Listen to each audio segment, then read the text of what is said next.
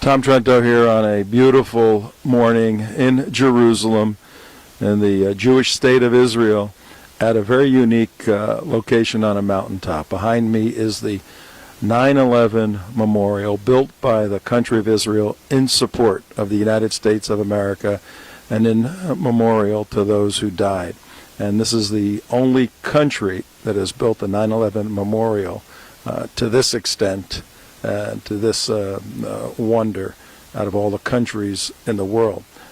Now take a listen to Lieutenant Commander Don Brown. Good morning, guys. How are you? I think that the relationship between Israel and the United States is not only just it's symbolic, it's symbiotic, and it's literal. I want to take you back to May 12th, 1948.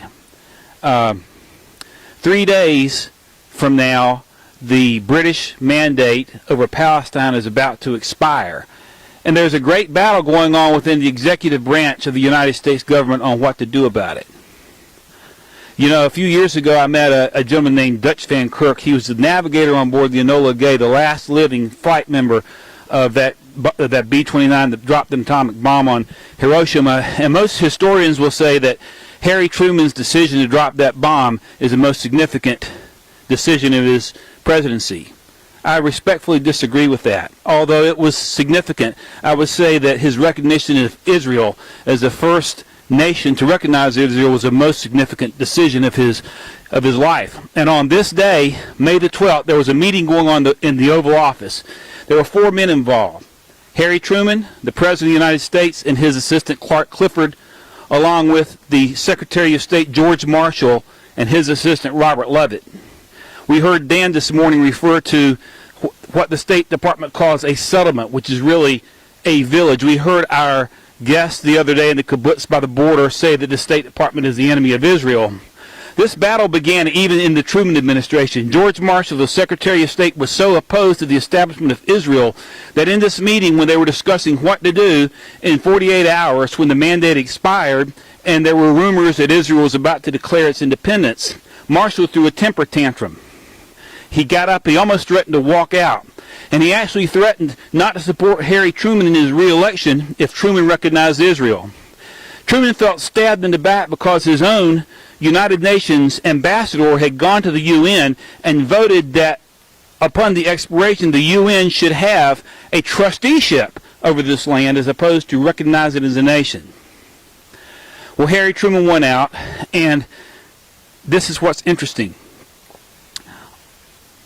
At 6:11, hear the number 11, p.m. Eastern Time, Washington, D.C., which was 11 minutes after midnight, May 15th in Jerusalem, the United States, 11 minutes after midnight, became the first nation to recognize Israel.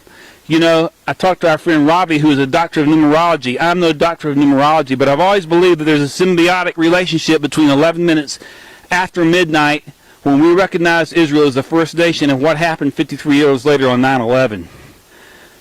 Just call it a hunch, but I don't think that's accidental.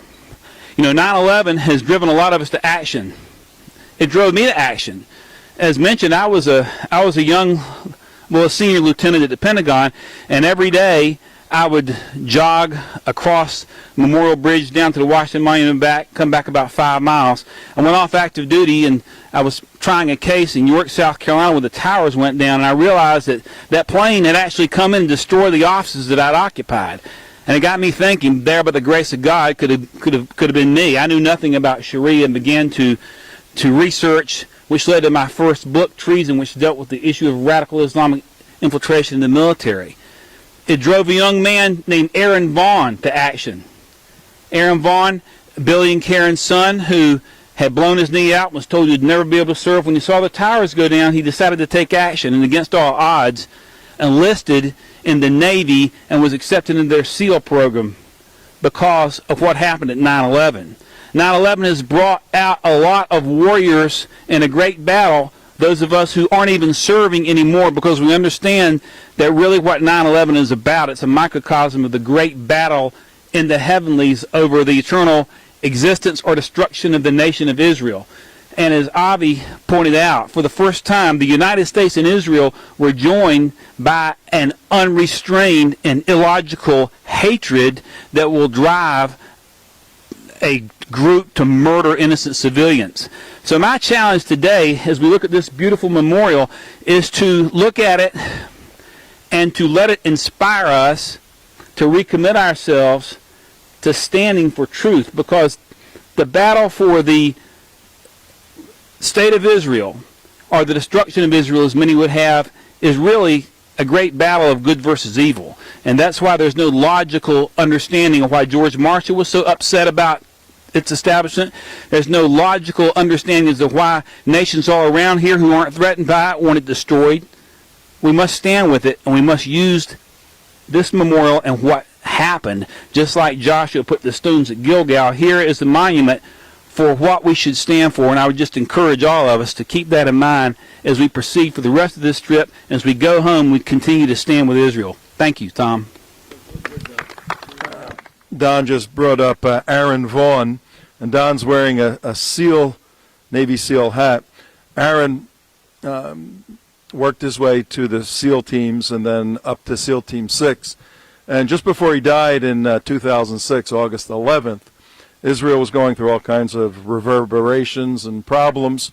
He told his father, Billy, that if things really got bad, he'd get a few of his boys. He was very serious. He said, we're going to go over there and we're going to help the Israelis fight the battle. And that's pretty interesting stuff for a young guy.